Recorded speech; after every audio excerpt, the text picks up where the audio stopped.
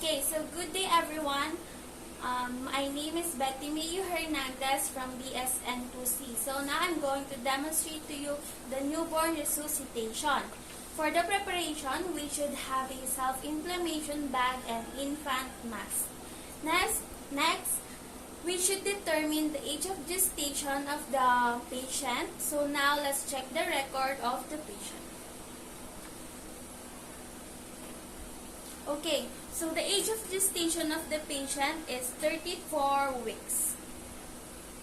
Now we will assess the following, such as the breathing, muscle tone, color, and the heart rate of our patient.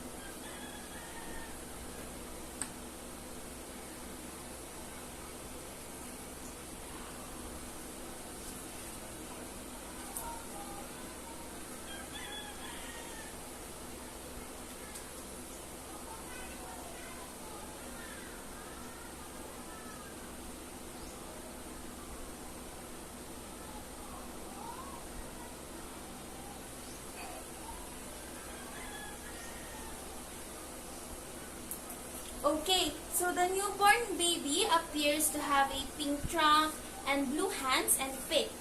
Pulse rate is 60 and does not respond in my attempts to stimulate her. Also, it appears to be limp and taking slow, gasping breaths, and my score is 2. Next, we will provide warmth by considering use of warmer.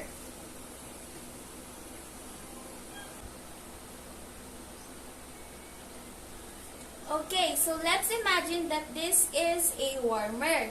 Now we will keep the delivery room, so it should we will keep the delivery room warm, so it should be 25 to 28 degrees Celsius.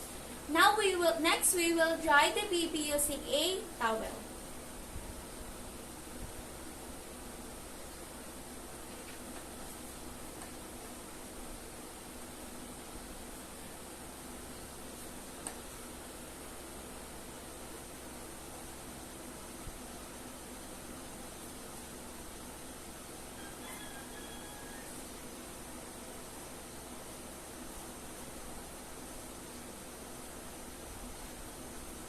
Okay, so after that, warm linen, clothes, blankets, sheets, hat, and clothes should be available for the baby. Okay, so next I will stimulate the baby now by gently rubbing the back. And remember, do not flick, slap, or stroke the baby's feet.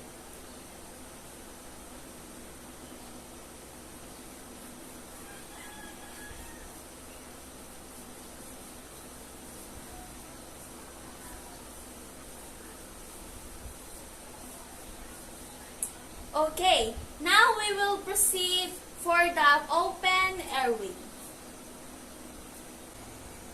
Next, for the open airway, place the baby on her back. Then remember, when you are positioning the baby, it should be slightly extended.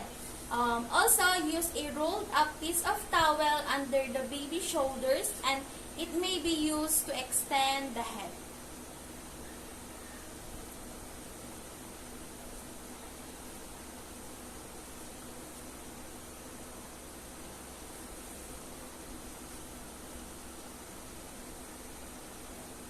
Okay, after that, we need to start suctioning. So in this case, the baby is having a difficult time to breathe. So first suction the mouth and then the nose.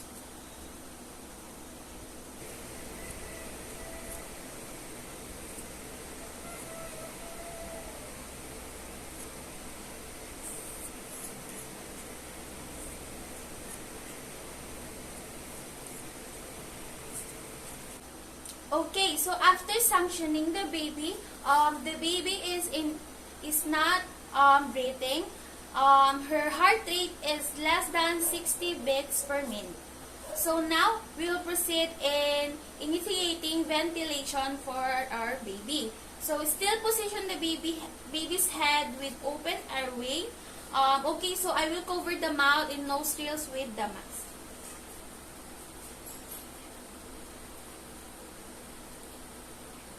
Okay, so I will squeeze the bag 40 to 60 times per minute. 3, 4, 5, 6, 7, 8, 9, 10, 11, 12, 13, 14, 15, 16, 17, 18, 20, 21, 22, 23, 24, 25, 26, 27, 28, 29, 30, 31, 32, 33, 34, 35, 36, 37, 38, 39, 40, 45, 46, 47, 48, 49, 50, 51, 52, 53, 54, 55, 56, 57, 58, 59, 60. Okay, so there are chest movement, but if wala, we will check the mask seal and ensure that it is covering the mouth and the nose. Okay, so and then there is position the head and reapply the mask. Okay, and also check for a blocked airway, and kapag may secretions, of course, we will do suctioning again. And then after checking it, continue the bag and mask ventilation. And then after checking it, continue the bag and mask ventilation. Next is we will proceed in using the tube and the mask. Again, position the baby head in the open airway, cover the mouth and nostrils with mask, ensuring a good seal. And squeeze the bag 40 to 60 times per minute in the tube by blowing into it.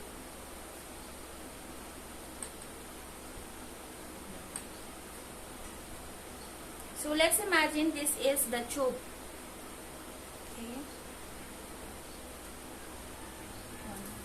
1, 2, 3, 4, 5, 6, 7, 8, 9, 10, 11, 12, 13, 14, 15, 16, 17, 18, 19, 20, 21, 22, 23, 24, 25, 26, 27, 28, 29, 30, 31, 32, 33, 34, 35, 36, 37, 38, 39, 40, 41, 42, 43, 44, 45, 46, 47, 48, 49, 50, 51, 52, 53, 54, 55, 56, 57, 58, 59, 60. Okay, so after that, reposition the head, reapply the mask, and check for block and airway and suction. Now continue the tube and mask ventilation. Okay, so still the baby's heart rate and breath is not okay. Now we will do the chest compression and we will find the landmark.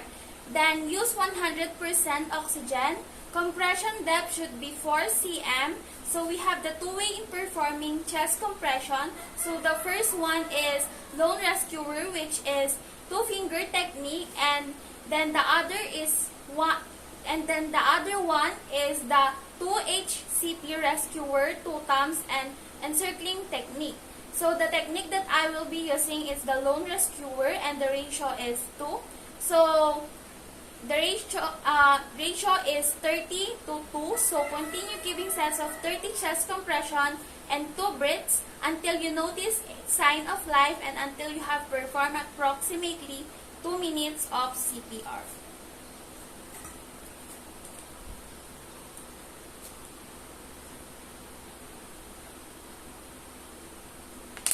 One, 2, 3, 4, 5, 6, 7, 8, 9, 10, 11, 12, 13, 14, 15, 16, 17, 18, 19, 20, 21, 22, 23, 24, 25, 26, 27, 28, 29, 30.